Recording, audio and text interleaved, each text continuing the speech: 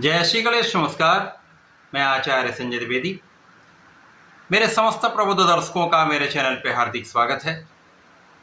प्रिय दर्शकों, आज मैं मेष राशि का मई माह का मासिक राशिफल लेकर आपके सम्मुख उपस्थित हूँ। मई माह में ग्रहों का जो परिवर्तन हो रहा है, ग्रहों का जो संयोजन बन रहा है, वो मेष राशि के जातकों के लिए कितना प्रभावी रहने वाला है, इस माह में आपको कितने लाभ मिल सकते हैं, इन परिवर्तनों से आपके जीवन में कितना सकारात्मक परिवर्तन होने वाला है, अथवा कहीं पर कुछ समस्या है या अवरोध है तो उसका क्या उपाय है, संपूर्ण विश्लेषण मैं पूर्ण तर्क के साथ करने जा रहा हूँ।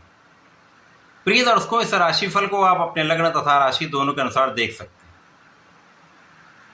मेष राशि के लिए ग्रहों की स्थितियां इस प्रकार होंगी। लग्न में ही बुध और सूर्य का गोचर बुधादित्य योग का निर्माण करके आपके लग्न में होगा। द्वितीय भाव में मालव योग में शुक्राचार्य का गोचर होगा। तृतीय भाव में गुरुदेव बृहस्पति का गोचर चल रहा है। आपके पंचम भाव में केतु होंगे। सप्तम भाव में प्रारंभिक समय में चंद्रमा का गोचर होगा। इसी प्रकार से आपके एकादश भाव में राहु होंगे तथा द्वादश भाव में शनि और मंगल का योग बना हुआ होगा। इस माह में पहला परिवर्तन 11 मई को होगा, जब लग्नेश लग्न में प्रवेश कर जाएंगे और यहाँ पर प्रवेश करते ही महाप्रबल योग बनेंगे।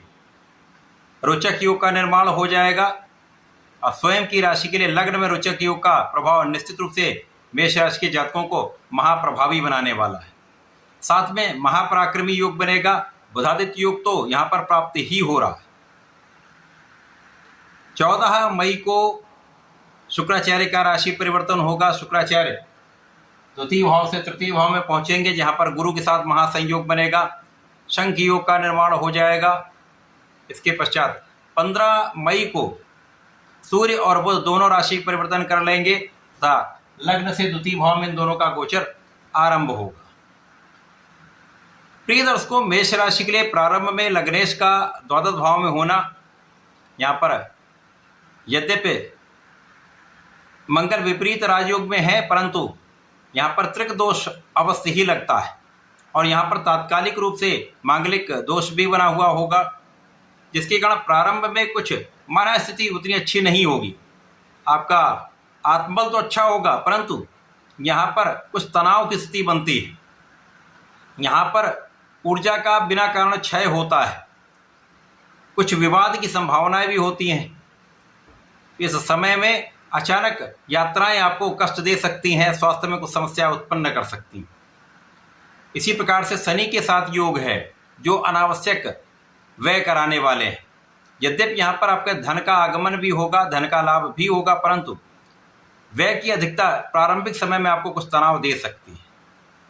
परंतु जैसे जैसे ये गोचर आगे बढ़ेगा और लग्न में सूर्य और बुध का महाप्रभावी भाव है, बुधादित्य योग है, जो बुद्धि बल को श्रेष्ठ बनाने वाला है, आपके नेतृत्व की क्षमता को अच्छा करने वाला है, आपके नौकरी में आपको आगे बढ़ाने वाला है, सफलता देने वाला है, नौकरी में पदोन्नति करा सकता है। इस माह में अच्छा इंक्रीमेंट लग सकता है। शासन प्रशासन से, सरकारी सेवाओं से, सरकार से, राजनीति से एक अच्छा लाभ आपको प्राप्त होता दिख रहा है।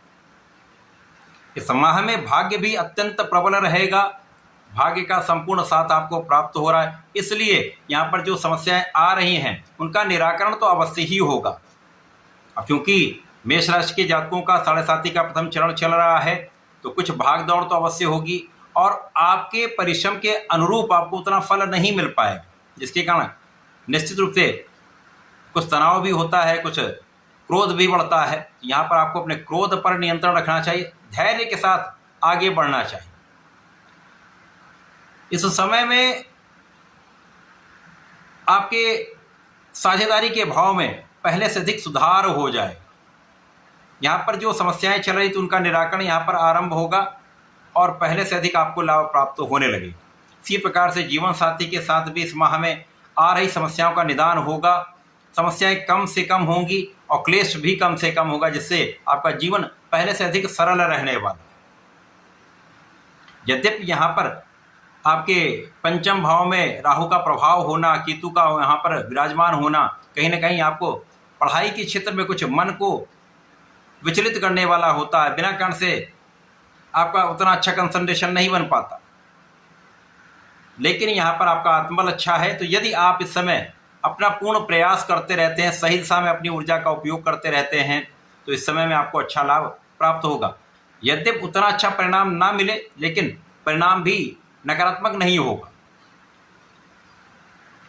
इस माह में जब पहला परिवर्तन होगा, मंगल लग्न में पहुंच जाएंगे, तो यहाँ पर आपका तात्कालिक मांगलिक दोष समाप्त होगा। शनि मंगल का 12वें भाव का दोष समाप्त होगा और लग्न में महाप्रबल योग बन जाएंगे। अब आप महापराक्रमी हो जाएंगे। अब आपके अंदर नेतृत्व की क्षमता अच्छी हो गई, बुद्धि बल आपका श्रेष्ठ हो गया, वाणी का प्रभाव पहले से बहुत अच्छा हो जाएगा तथा अब आपका क्रोध भी नियंत्रित हो जाएगा। आप अपनी ऊर्जा का सही दिशा में, आप पढ़ाई कर रहे हैं तो पढ़ाई में उपयोग करेंगे, नौकरी में है तो नौकरी में, व्यापार में, अपने प्रोफेशन में अपनी ऊर्जा का सदुपयोग करके लाभ बढ़ाने वाले। इस समय में स्वास्थ्य समस्याएं कम हो जाएंगी। जब स्वास्थ्य समस्याएं कम हो जाएंगी, अनावश्यक भागदौड़ कम हो जाएगी, तो आप स्वस्थ भी रहेंगे, आप अपना संपूर्ण प्रयास भी कर पाएंगे। साथ ही साथ आप धार्मिक रहेंगे, आप आध्यात्मिक रहेंगे, आपका पूजा पाठ में मन लगेगा। तो यहाँ से जीवन में परिवर्तन होने आरंभ हो जाए। लग्न अत्यंत प्रबल हो जाएगी तो समस्याएं कम हो जाएंगी, तनाव कम हो जाएगा। और जब शुक्राचार्य द्वितीय भाव से तृतीय भाव में जाएंगे, यहाँ पर गुरु के साथ योग बनेगा और बुध की राशि में इनका योग बनेगा। इसके साथ ही साथ सूर्य और बुध का भी परिवर्तन अगले दिन ही द्वितीय भाव में हो जाएगा। अब यहाँ पर कई राजयोग फिर बनेंगे, शंख योग बनेगा, यहाँ पर बुध और शुक्र का परिवर्तन राजयोग बनेगा जो महाप्रभावी रहने वाला है। भाग्य तो प्रबल होगा ही होगा, ज्ञान भी पहले से अधिक प्रबल होगा, शिक्षा प्रतियोगिता में आपको सफलता भी मिलेगी और धन का प्रबल लाभ यहाँ पर आना आरंभ हो जाएगा। यहाँ पर आपके धन का भाव पहले से कई गुना प्रबल हो जाएगा, परिवार का भी पूर्ण सहयोग मिलेगा, पिता का पूर्ण सहयोग मिलेगा और आपके संबंधित अधिकारी, शासन प्रशासन का पूर्ण सहयोग मिलता है। यहाँ से आपकी आयु की संपूर्ण सुरक्षा होगी, आपकी संपूर्ण सुरक्षा होगी तथा आपके वाणी का प्रभाव निश्चित रूप से समस्त लोगों को प्रभावित भी करने वाला होगा। वाणी से विशेष लाभ भी प्राप्त होगा। अब यहाँ पर ज्ञान शिक्षा में आप बहुत सटीक विश्लेषण करके आगे बढ़ेंगे, क्योंकि यहाँ पर दोनों गुरुओं का आपसी संबंध बन गया। तो धन भी आएगा, ऐश्वर्य वैभव भी बढ़ेगा, सुख संपदा में भी वृद्धि होगी, सुखों में भी वृद्धि होगी तथा पढ़ाई में भी बहुत अच्छा आप करेंगे। आपका ज्ञान भी विस्तृत होगा। तो राहु का प्रभाव यद्यपि आपके पंचम भाव पर है, परंतु वहाँ पर ज्ञान में पहले से अधिक सुधार हो जाएगा, पहले से अधिक आपको अच्छे परिणामों की प्राप्ति होगी। साथ ही साथ यहाँ पर शुक्राचार्य आपके तृतीय भाव में है, सप्तम के स्वामी है, द्वितीय के स्वामी है, गुरु के साथ इनका योग बन गया। तो वे जातक जिनका विवाह किसी कारण से नहीं हो पाया, चाहे वो पुरुष हो या स्त्री हो, दोनों के विवाह का पूर्ण योग यहाँ पर इस माह में बन रहा है। अच्छा योग यहाँ पर प्राप्त हो रहा है। यदि सही दिशा में प्रयत्न किया है तो यहाँ पर विवाह निश्चित भी हो सकता है।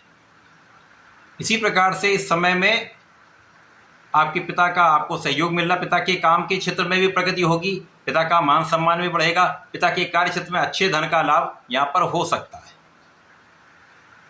ये माह आपको विशेष लाभकारी हो रहा है।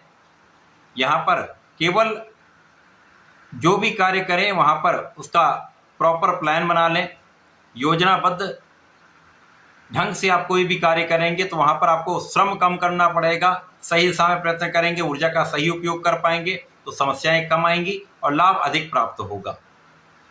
और इस माह में तो आपके भाई बहनों का भी सहयोग मिलेगा, अच्छे मित्रों का भी सहयोग मिलता है। तो कुल मिलाकर ये माह प्रारंभिक समय में कुछ समस्या दे सकता है, कुछ तनाव दे सकता है, शारीरिक कष्ट हो सकता है। उस समय के बाद आपका अच्छा समय भी प्रारंभ हो जाएगा, आपको पूर्ण लाभ भी मिलेगा।